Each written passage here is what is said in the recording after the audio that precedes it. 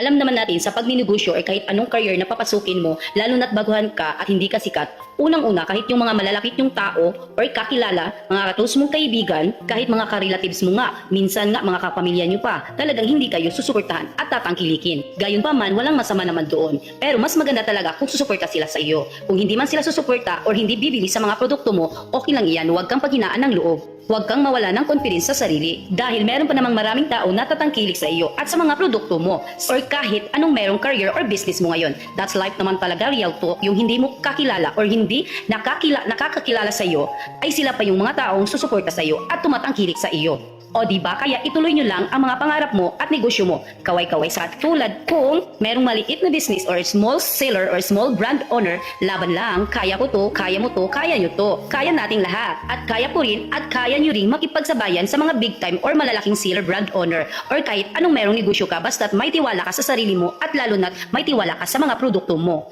Kaya sipagan mo lang, more tiyaga at i-enjoy mo lang every journey of your dreams. And of course, always pray kay God. Mwah!